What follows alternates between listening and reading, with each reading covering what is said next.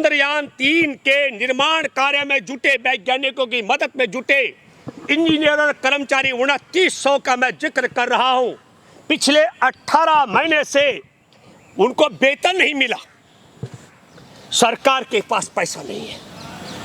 मैं आपके माध्यम से आप सब जो श्रोता लोग हैं, आप भी भली भांति जानते हैं देशवासियों के पास भी पैसा नहीं है। तो देश के पास पैसा नहीं है, देशवासियों के पास पैसा नहीं है, सरकारी खजाना खाली है और बैंकों के पास पैसा नहीं है, तो पैसा कहाँ गया?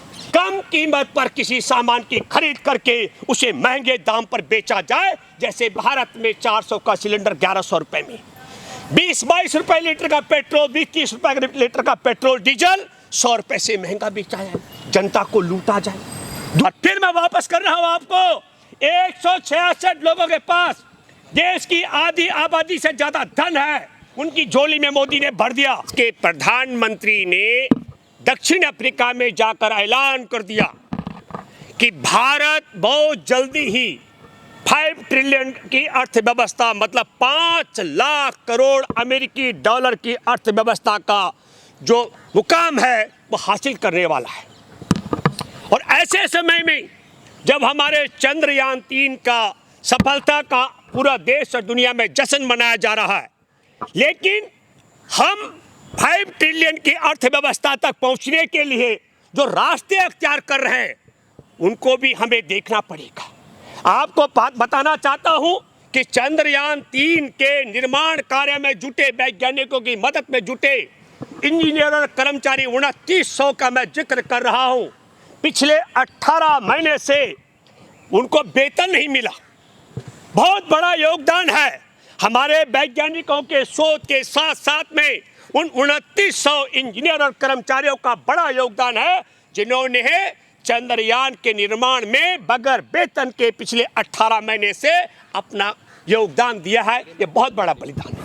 तो क्या हमारे देश के प्रधानमंत्री नरेंद्र मोदी देश के कामगारों का, देश के इंजीनियरों का वेतन रोक करके देश की अर्थव्यवस्था को 5 ट्रिलियन तक, 5 लाख करोड़ अमेरिकी डॉलर के मुकाम तक पहुंचाने जा रहे हैं?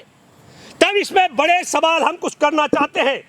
मैं आपको बताना चाहता हूं आपके माध्यम से कि किस तरीके से भारत के तमाम सरकारी संस्थानों को बेचा गया और उससे 2 बड़े नुकसान हुए। एक तो भारत की सरकारी संस्थानों की नीलामी के कारण जो हमारी राष्ट्रीय धरोहर है वह हमारे देश से छीनकर निजी हाथों में सौंपी गई, और दूसरा इन निजी संस्थानों में, ये जो मैं दिखा रहा हूं आपको, आप देखिए, मैं इनके नाम भी पढ़कर सुना सकता हूं, लंबी लिस्ट है। इनमें जो आरक्षण था हमारे देश में एससी और एसटी का, वह आरक्षण भी उनका खत्म कर दिया गया है। इसे कहते हैं एक तीर से 2 शिकार।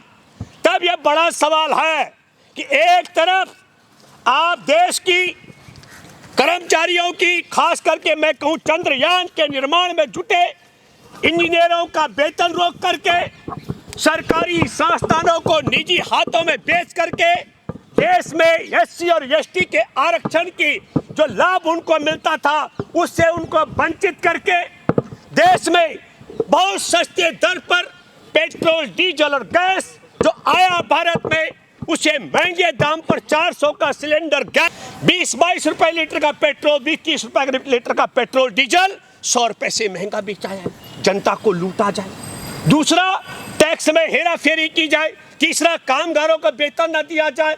और चौथा, राजशाही टैक्स लगा करके खजाना भरा जाए। अब राजशाही टैक्स पर भी मैं आता हूं। ये पहले मैंने आपको बता दिया, कंपनियों की बीच से बेचने से लेकर दुनिया से कर्ज उठाने तक का हमारे देश के अंदर 166, मात्र 166 व्यक्ति ऐसे हैं जिनके पास देश की आधी आबादी के बराबर धन संपदा है। और जो टैक्स देने का तौर तरीका है हमारे देश के अंदर, वो मैं आपको बताना चाहता हूं। वह टैक्स आधी आबादी से 64% जो सबसे गरीब है। आप सबको मालूम है कि भारत में गरीबों को 5 रुपए किलो 5 किलो राशन दिया जा रहा है, जिनकी संख्या 80 करोड़ बताई जा रही है। और 80 करोड़ से कम से 70 करोड़ लोगों से 64% टोटल जीएसटी वसूल करके 5 ट्रिलियन 5 लाख करोड़ अमेरिकी डॉलर का खजाना खड़ा करना चाहती है नरेंद्र मोदी की सरकार। और जो मध्यम वर्ग के लोग हैं 40%, उनसे 33% का, कुल जीएसटी में 97% का योगदान। और फिर मैं वापस कर रहा हूं आपको, 166 लोगों के पास देश की आधी आबादी से ज्यादा धन है, उनकी झोली में मोदी ने भर दिया। और तब 10% धनवानों से मात्र जो टैक्स लिया जाएगा वह 3% है। ये बात मैं इसलिए कहना चाह रहा हूं कि जो राजशाही टैक्स का तौर तरीका है, और ऐसा क्यों किया गया, नरेंद्र मोदी की सरकार बनने के बाद 12 लाख से ज्यादा भारत के धनवान देश छोड़ के जा चुके हैं, दूसरे देशों की नागरिकता उन्होंने ले ली है। और तब यही नहीं, पिछले 5 साल में 13 लाख करोड़ रुपए का कर्ज माफ किया गया है बड़ी कंपनियों पर। तो क्या देश की 5 ट्रिलियन की व्यवस्था के लिए 13 लाख करोड़ धनवानों का जो कर्ज है उन पर 13 लाख करोड़ का कर्ज माफ कर दिया जाए? गरीब से गरीब, सबसे गरीब लोगों से देश में जीएसटी का 64% वसूला जाए, मध्यम वर्ग से 33% वसूला जाए, और धनवानों पर मात्र 3% का टैक्स लगा करके ये 5 ट्रिलियन की व्यवस्था को कायम करने के लिए, या दुश्मन देश चीन, उसके पार्टनर साझेदार अदानी के हाथों बंदरगाह, एयरपोर्ट, रेलवे लाइन, हथियार बनाने की कंपनियां, इन्हें बेचकर 63 अरब अमेरिकी डॉलर का जो योगदान है अदानी के पास चीनी दुश्मन देश के नागरिक का है। तो क्या हमारे देश के सामरिक दृष्टि से हवाई एयरपोर्ट, हर बंदरगाह से लेकर हथियार बनाने की कंपनियां दुश्मन देश को बेच करके क्या 5 ट्रिलियन का अर्थव्यवस्था को कायम करने के लिए ये सब तरीका अख्तियार किया जा रहा है? मैं एक और बड़ा उदाहरण, अभी जो कैग की रिपोर्ट आई है उस पर भी आपका ध्यान दिलाना चाहता हूं।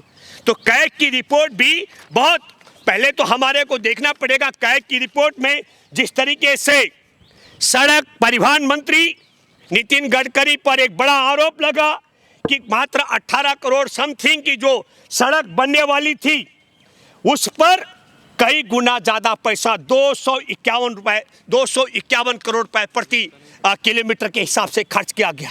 ये सोचना पड़ेगा कि नितिन गडकरी को ही टारगेट क्यों बनाया गया है। और इसी तरीके से स्मृति ईरानी के मंत्रालय में भी फर्जी छात्रवृत्ति का, लेकिन मैं ये फिर कहना चाहता हूँ आपके माध्यम से, जो कैग के चीफ हैं मिस्टर जगदीश चंद्र मुर्मू, वह व्यक्ति शुरुआती दौर से मुख्यमंत्री नरेंद्र मोदी के खासम खास हैं। धन्यवाद।